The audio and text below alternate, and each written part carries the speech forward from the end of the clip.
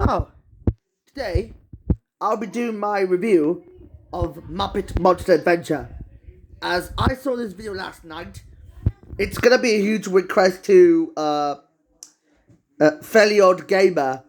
As a result of this is where I'm gonna review a video game that is considered to be one of the worst video games I've ever imagined since Superman 64. But to tackle this video game, we need to understand what the true meaning of what we're going to start from. Well, the plot.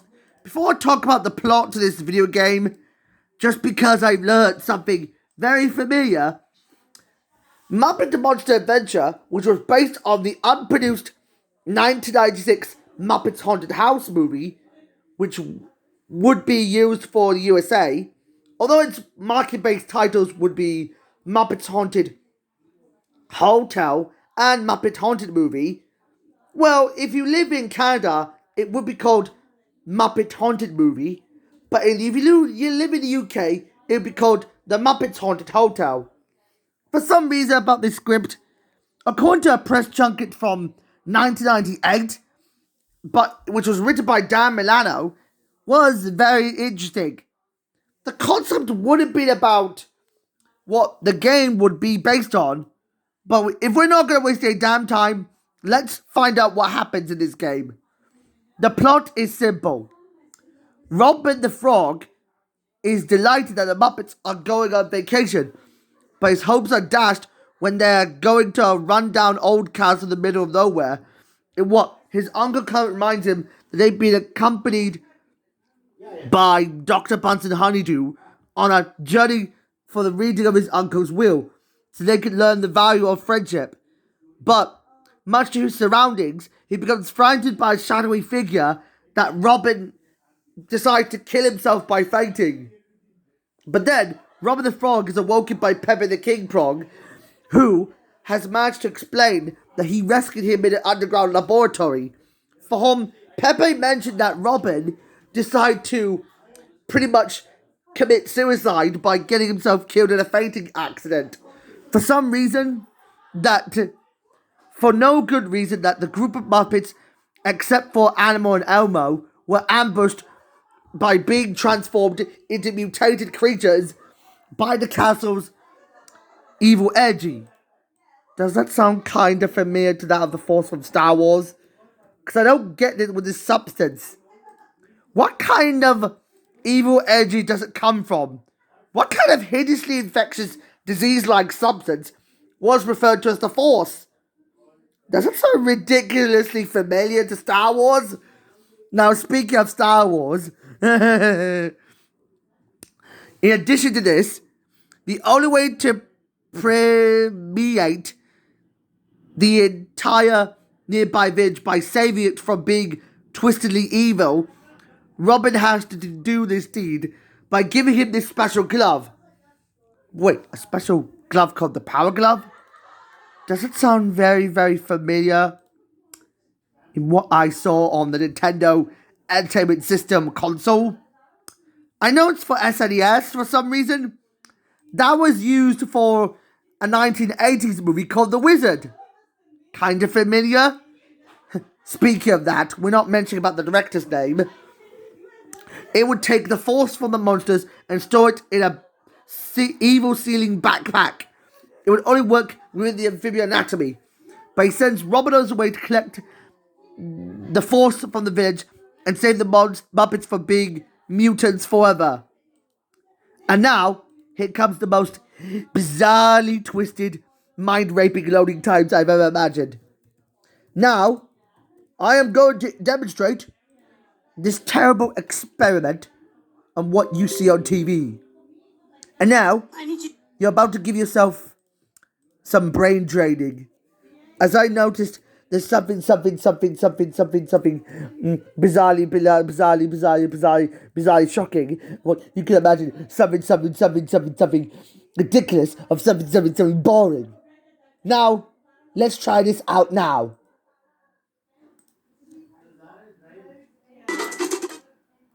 Ah! Oh my god! What the heck is this loading time? Ah!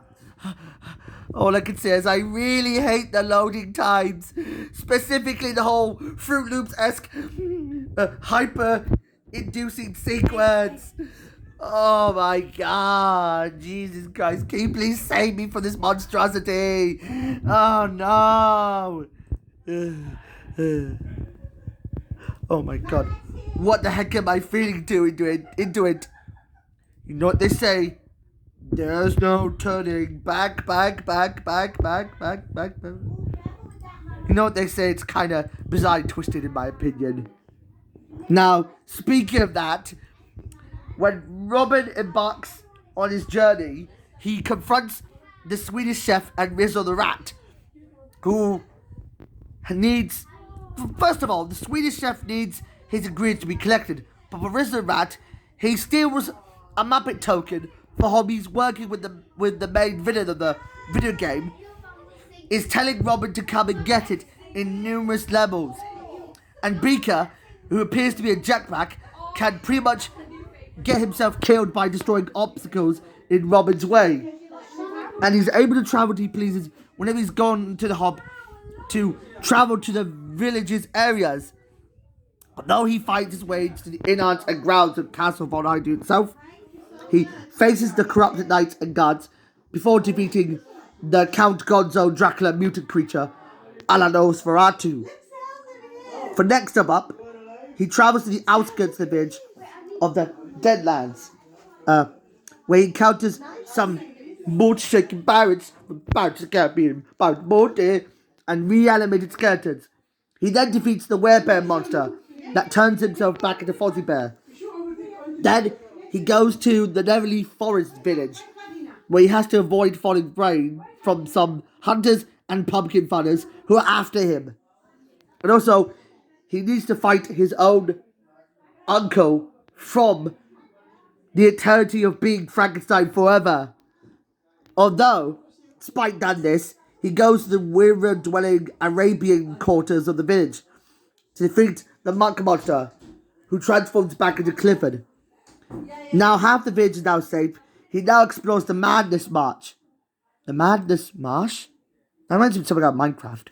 It's a treacherous region of the village that has a heavily aimed hiking community, like ravenous piranhas, crazy pufferfishes, and some hungry crocodilators. But Robin dispatches them in short and comes to face the fearsome ghoul-friend Cur monster, who's a parody of the Bride of Frankenstein, is transformed back into Miss Piggy. Having now gained the village's more mountainous regions, he travels to the What Matters Horns, where he has to take down a manor of the foes who are violent monks. However, after he saves all of his friends, he confronts the final boss of the game, Van Petrie von Hyde himself, who has taken the appearance of a combination of Eric from the Phantom of the Opera and Darth freaking Vader.